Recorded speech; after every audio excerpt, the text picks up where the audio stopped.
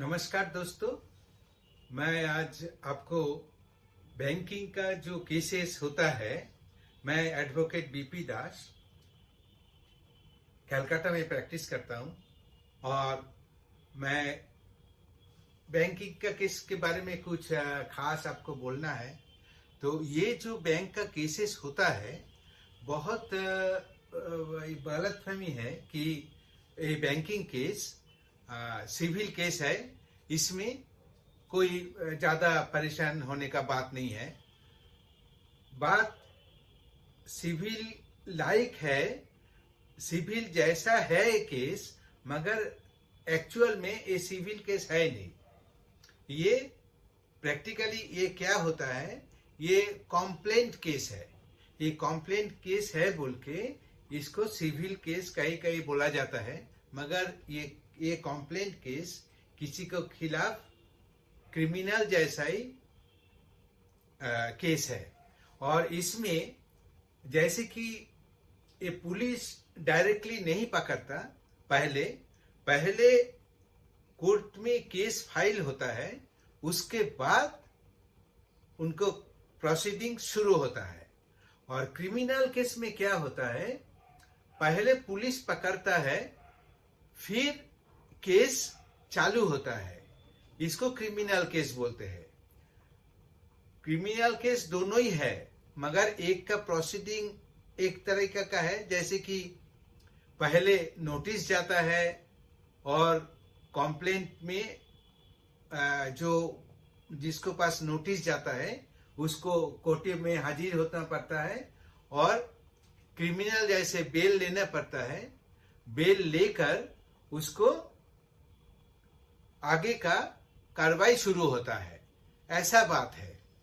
तो ये जो बोलने का मतलब है कि ये सिविल केस है, क्रिमिनल केस नहीं है, ये एकदम ठीक नहीं है। ये क्रिमिनल केस ही है, मगर प्रोसीडियर इज डिफरेंट। एक है पुलिस द्वारा जो डायरेक्टली क्रिमिनल केस होता है, वो क्या होता है, उसमें पुलिस उसको अरेस्ट करता है, फिर उसको थाने में या कोर्ट में प्रोड्यूस करता है, फिर उसको कार्रवाई चालू होता है। और इसमें पुलिस पहले से इन्वॉल्व होता है क्रिमिनल केस में, और क्रिमिनल केस में उसको कभी कभी पहले से ही थाने में कस्टडी में रखा जाता है। मगर ये जो हमारा बैंकिंग का केस है, इस केस में पहले से अरेस्ट नहीं होता है, उनको कंप्लेंट होता है, कंप्लेंट सबमिट होता है। कंप्लेंट सबमिट होने का बाद कोर्ट उनको नोटिस देता है।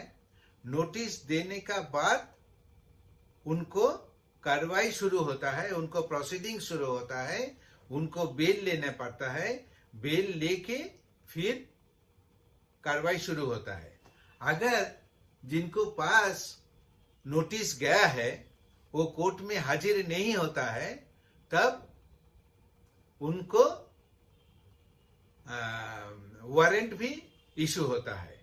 और कोर्ट शेड्यूल डेट में अगर नहीं आता है तो वारंट इशू होता है। और वारंट इशू होने का मतलब है पुलिस द्वारा अरेस्ट होना, और अरेस्ट होके पुलिस उनको डायरेक्टली कोर्ट में लाएगा, लाके कोर्ट में पेश करेगा। ये वारंट का मतलब है। तो ये जो वारंट का मतलब है, इसमें डायरेक्टली किसी पुलिस द्वारा अरेस्ट होना ये अच्छी बात नहीं है। आप लोग जानते हैं कि अच्छी बात नहीं है, वो हैरेसमेंट भी बहुत ज्यादा है। पहले से बेल लेके आप प्रोसीडिंग्स में रहिए, और प्रोसीडिंग्स में रह के आपको केस को जैसे जैसे चलता है उसको चलाइए। चलाने का बाद आपको बहुत सारे राहत भी मिलेगा। कोर्ट अगर देखेगा कि आपको साथ कोई गलती हुआ है तो आपको राहत भी मिलेगा। कोई कंपनी, फाइनेंशियल कंपनी हो और जो लोन दिए है आपको, वो अगर कोई कुछ गलत करता है कि आपको देने लायक मुश्किल है, तो आपको बहुत सारे प्रावधान है आपके लिए। कोर्ट चाहता है कि आपको सेफ्टी दे, आपको सुरक्षा दे, आप उनको पास आए, उनको साथ रहे, ताकि वो जो क्रिमिनल केस किया है उनको केस का कार्रवाई ठीक से हो। ये कोर्ट का काम है, यही देखना है। तो आप ये जो केस होता है बैंक का, जैसे कि किसी को चेक फेल हो गया, कोई पेमेंट नहीं दे रहा है, ऐसे बहुत सारे बात होता है, बिजनेस फेल हो गया इसके कारण नहीं दिया, ऐसी बात होता है। और ये मोटर व्हीकल का भी ऐसा ही बात होता है, उनको बारे में आगे बताएंगे।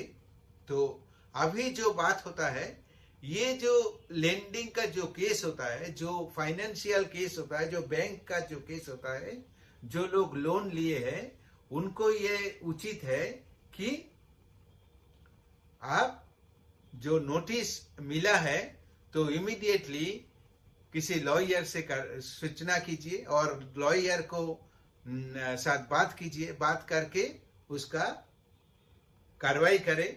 कार्रवाई करने का बाद आप देखिएगा आपके लिए बहुत आसान हो जाएगा, आपको वारंट नहीं होगा, आपको कुछ भी नहीं करना पड़ेगा। सिंपली आपको केवल आपको बेल लेना है। आपको जैसे जैसे डेट होता है, जैसे आपको जो एडवोकेट रहेगा वो आपको इत्तला कर देगा क्या करना है क्या नहीं करना है। ये सारे बात आपको कोई मुश्किल का बात नहीं है, ये हो जाएगा आपको। तो मेरे ख्याल में इसको, ये जो बैंकिंग का केस है इसको नजरअंदाज मत कीजिए, इसको आप सीरियसली ले। ये कंप्लेंट केस है, ये सिविल केस नहीं है, एक क्रिमिनल जैसा ही केस है, मगर इसमें पहले से पुलिस इन्वॉल्व नहीं होता है। अगर आप ठीक ठाक से कोर्ट में आते हैं, कार्रवाई करते हैं, तो पुलिस इससे इन्वॉल्व नहीं होगा। अगर आप कोर्ट में नहीं आते हैं तो तब आपको वारंट हो जाएगा।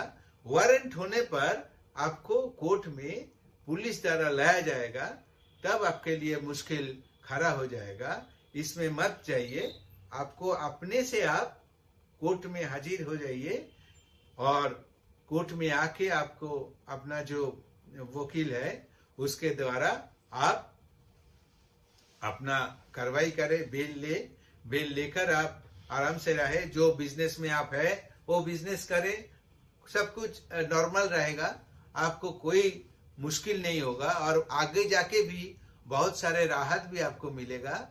ये सब आपको जानकारी के लिए मैंने बताया कि इसको नजरअंदाज, दो बात बताए। एक बात है कि ये सिविल केस नहीं है, ये कंप्लेंट केस है, एक क्रिमिनल केस ही है, मगर क्रिमिनल केस दोनों तरह का होता है।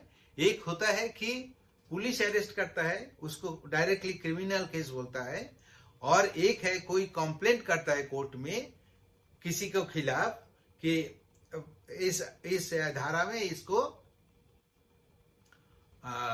ये हमारा ऐसा मुश्किल किया है। तो ये सारे माने जैसे कि कोई चेक नहीं दिया, किसी को चेक फेल हो गया, ये सारे बात के लिए कोई पेमेंट नहीं दे रहा है तो लोन लेके बैठा हुआ है, तो ये सारे के लिए कंप्लेंट केस होता है।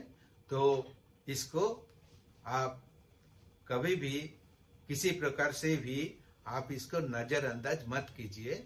आप इसको इमीडिएटली इसको साथ कोर्ट में हाजिर होके आपका बेल लेके आप आराम से बैठिए, ताकि आपको कोई परेशानी ना हो। आपको पेमेंट के लिए भी बहुत सारे राहत का व्यवस्था है, वो सारे आपको जैसे जैसे चलते रहेगा केस, ऐसे आपको पता चल जाएगा। आप